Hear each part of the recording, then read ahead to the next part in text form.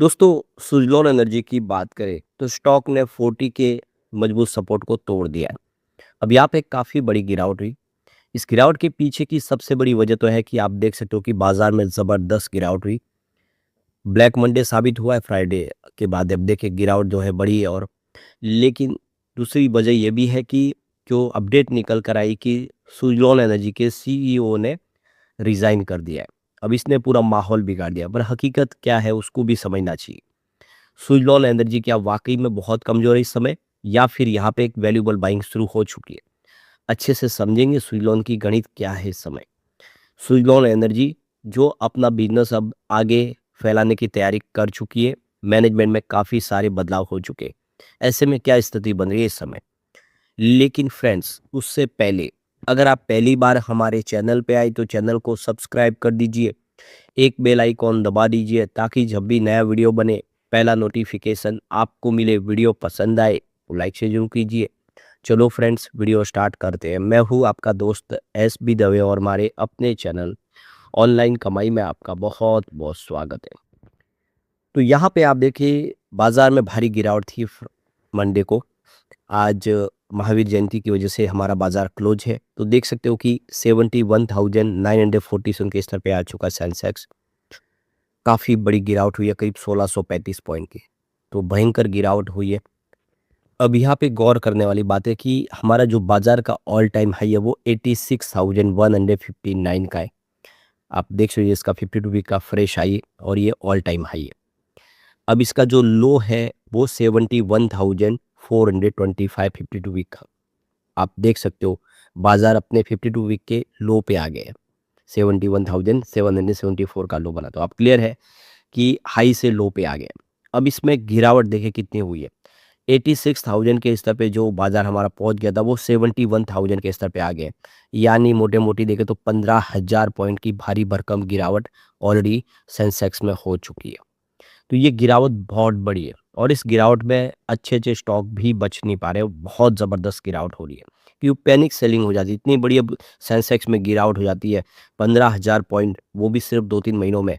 तो उसका निगेटिव असर तो बाजार में हो गई। तो इस समय लोगों को ये भी चिंता है कि बाजार की जो सिनेरियो है वो बहुत ज़्यादा कमज़ोर है, क्योंकि ग्लोबल रीजन अभी भी बाजार के फेवर में नहीं है।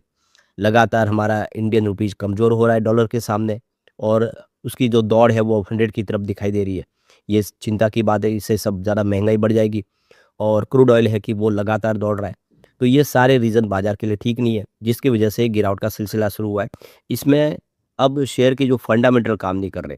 अब ये सेंटीमेंट की बात हो गई। अब सेंटीमेंट बिगड़ गए, ये क्लियर है। फंडामेंटल का यहाँ पे कोई रोल नहीं है और इसी वजह से लगातार गिरावट हो रही है। अब यहाँ पे सुज़लोन एनर्जी की बात कर ले तो 39.57 पर क्लोजिंग थी। 3.01% की गिरावट हुई यहाँ पर, देखो कल। अब यहाँ पे इसका जो लो बना हुआ वो 38.17 का है। आप देख सकते हो फिलहाल उस लेवल से थोड़ा ऊपर है। हाई तो 74 का है, अभी देखे उससे काफ़ी नीचे आ गया है। लेकिन इसमें एक चीज़ आपको गौर करनी चाहिए, सुज़लोन किस तरह से मजबूत है आपको समझ में आएगा। ये देखें कि 21 जनवरी 2026 को इसकी जो प्राइस आप देखेंगे तो 45 के आसपास आ गई थी। गिरावट की वजह से स्टॉक तेज़ी से गिरा और काफ़ी नीचे आ गया 45 पर। तो ये देखिए कि गिरावट तो पहले हुई है, 21 जनवरी को भी ये 45 के आसपास पहुंच गया था।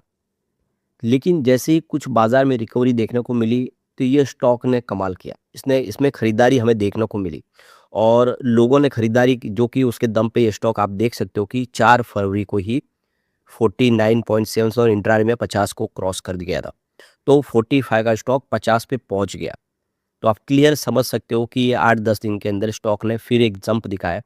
तो बाजार अगर रिकवर होगा तो ये स्टॉक भी बहुत तेजी से रिकवर होगा, ये क्लियर है।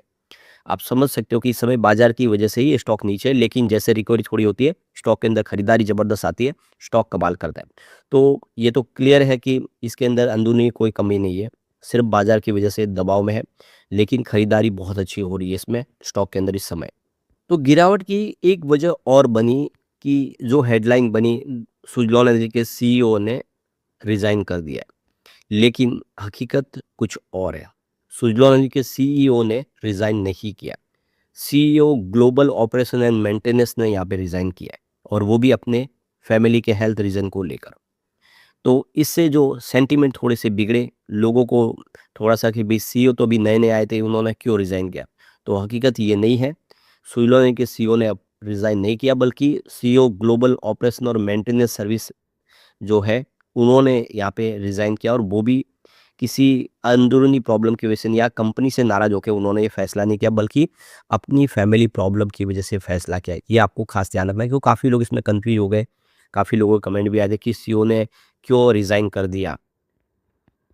तो देख सकते हो, इस पे ऑलरेडी हमने डिटेल वीडियो बनाया है। मिस्टर साई राम प्रसाद, जो सीईओ ग्लोबल ऑपरेशन और मेंटेनेंस सर्विस है, इन्होंने, आप देख सकते हो, आज से अपना इस्तीफा सौंप दिया। 31 मार्च 2026 से उनका कार्यकाल पूरा हो रहा है।